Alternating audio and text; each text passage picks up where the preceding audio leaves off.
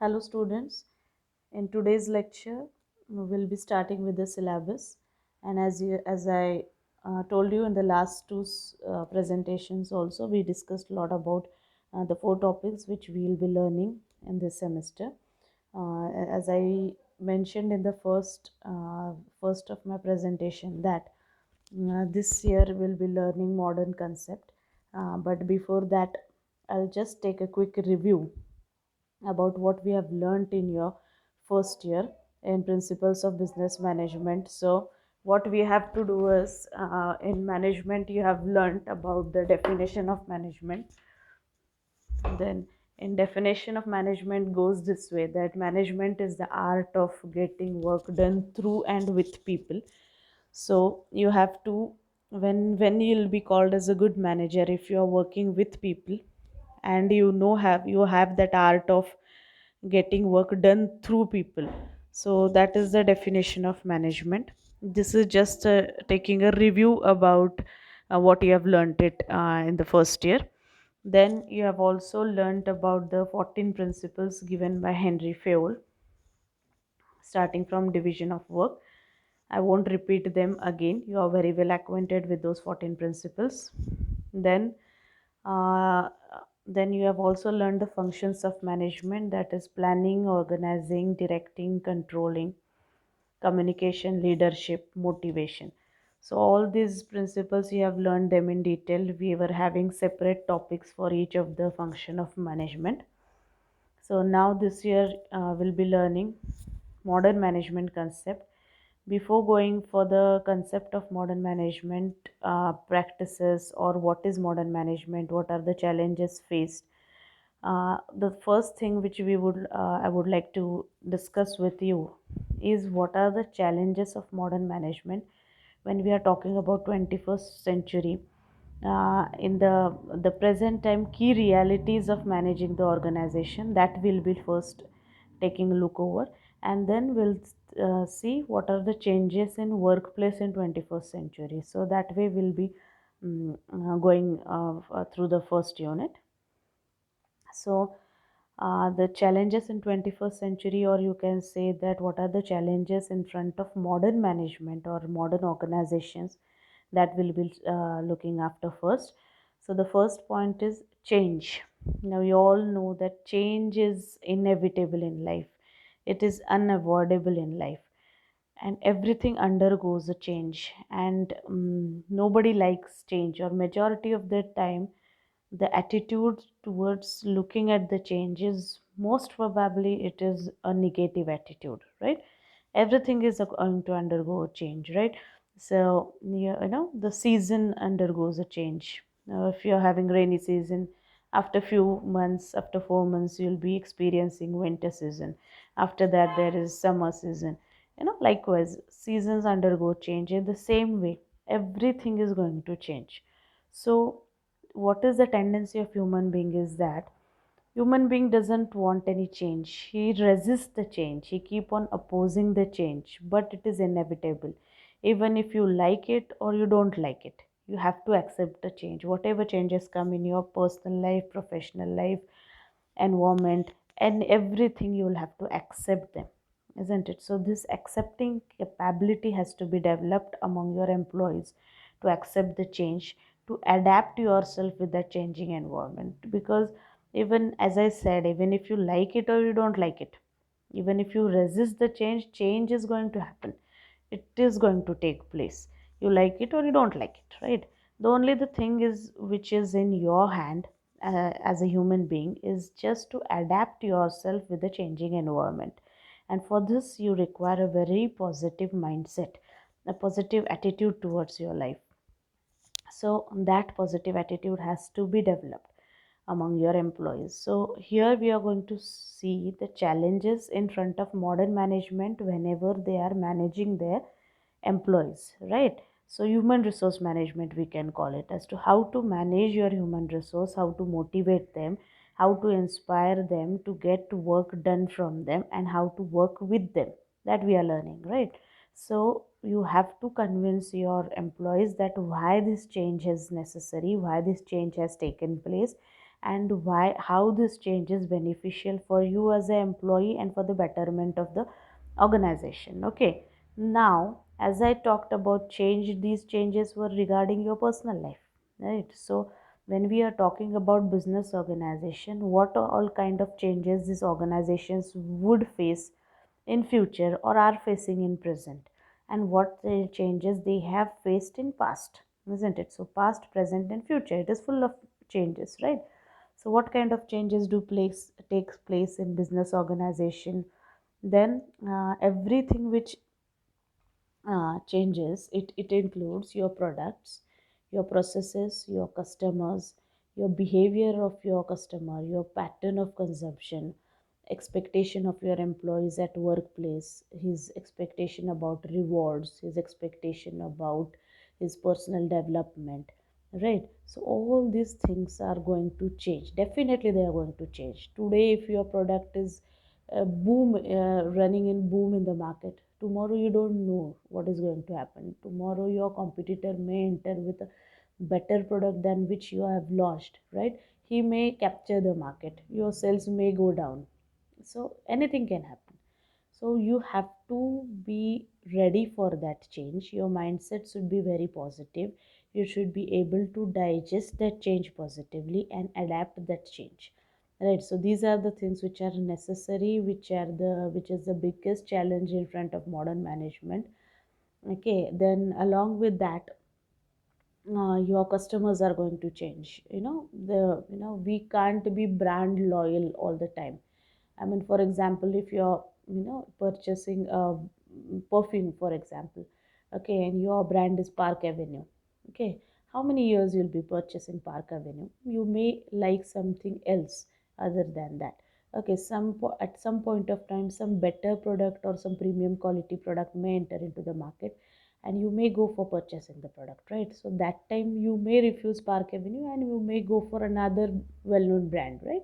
So you don't know when the customer's mindset is going to change, right? So here what happens, your one customer is being dropped and he's being shifted to another product, your competitor's product. So you have lost your customer, isn't it? This is the change. What are you going to do? You can't do anything, isn't it? The only thing which you can do is just, you have a good standing in the market, you should confidently stand in the market, you should try to convince the customer that how your product is better than the competitor's product. That's it, isn't it? So you should go for heavy marketing and publicity and try to convince your customer. And if one customer is lost, you must have that ability to gain 10 more customers, attract 10 more customers, isn't it? So these are the challenges which the modern management is going to face. Second thing is that your fashions are going to change. Fashion keep on changing. Every day there is new fashion in the market. Of course, the fashion repeats, but today's fashion is, tomorrow it is obsolete. Nobody uses it, isn't it? And then we say that no, this is not trained in the market. It is something which is old. Nobody is ready to purchase it. For example, take mobiles, isn't it? Look at your handsets. 5 years back with the handset which you were using, you don't use it now. Why 5 years? It is, technology is changing rapidly, isn't it? Yes, today if you purchase one latest configurations mobile, tomorrow when you look into the market, there is some new model with new technology, isn't it? So this is happening one after the others. People fashions are changing, people are changing, customer mindset is changing, expectations are changing, right? So I'll give you one example. Now, for example, your management takes a decision to adopt new advanced technology of production, right? Now here your production process is going to undergo change. You will have to change your machinery, you will have to install a new machinery, you will purchase new machinery, new technology. Now what would be the reaction of your employees? These employees would be restless, isn't it? Because they were comfortable with the earlier technology. It was user friendly, they were used to it since so many years, they were using it.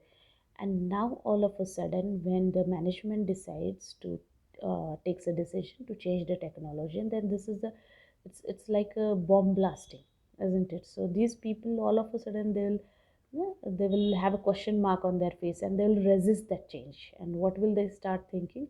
Now this new technology will have to accept it, you'll have to learn it, and maybe it may happen that because of adoption of new technology our people may lose their jobs, isn't it? If you're going for automation, fully automation, it may happen. That is one of the dangers. So you don't want your fellow employees to lose their jobs, right?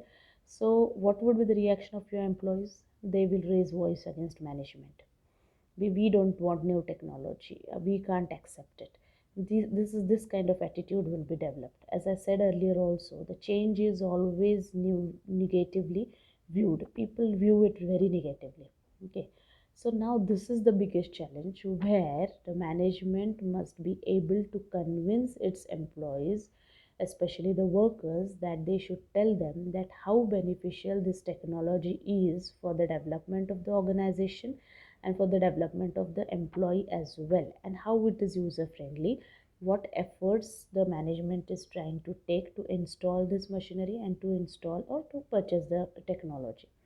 Okay, once your employees are convinced about it and once their mindset undergo a change, then this is the way how you will have to convince your employees to accept the change, isn't it? So change is not going to take place only in the technological environment. Everywhere it is going to change, customers are going to change, employees expectations are going to change, people behavior is going to change.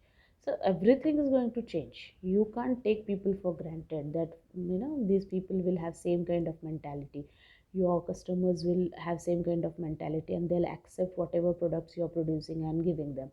No, their expectations, if they are getting satisfaction from the product which is developed by competitors product, they'll shift their consumption from your product to competitors product, isn't it? So you don't know what is going to happen in the market tomorrow, what kind of changes are going to come. Then you have your regulatory environment also, in which certain new laws are passed by government, right? For example, GST was introduced.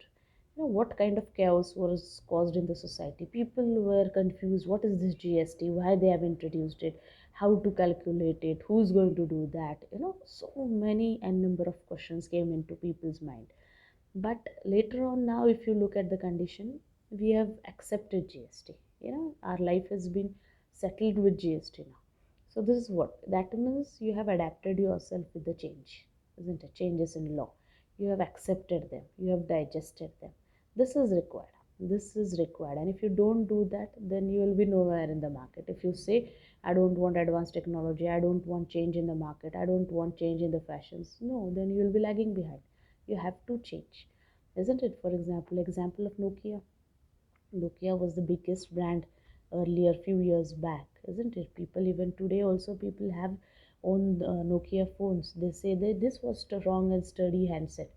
But later on, what happened when the Androids came, or when the technology underwent development, new technology entered, Nokia was unable to accept to that change, and therefore it was automatically thrown out of the market. And then those other companies ruled over the market.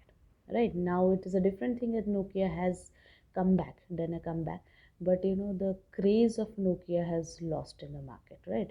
So these are the things which you have to keep into mind, that you will have to motivate people to strive for the improvement and overcome the resistance to change. This is the biggest challenge in front of the management.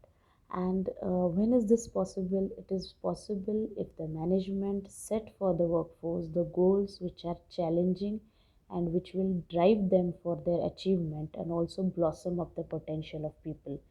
After all, students, what an employee wants, the expectation of employee is that whatever I have learned, whatever my qualification, whatever skills do I acquire, my potential has to be used while doing my work.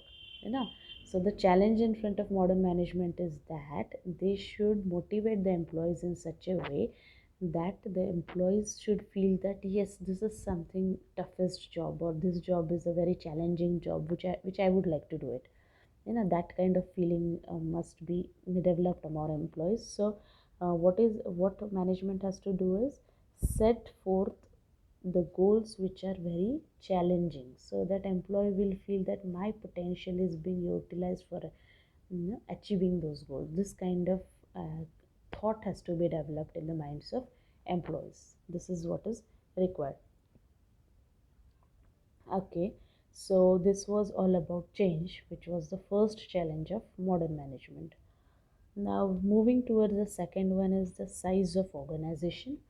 Now, generally, what is the presumption in the society that if you are having a big size organization, or these organizations are also called as giant firms, right? Multinationals, transnationals, big giant people, organizations. So if you are having big organization, it means that you are more successful, right? So this was accepted in traditional management in earlier century.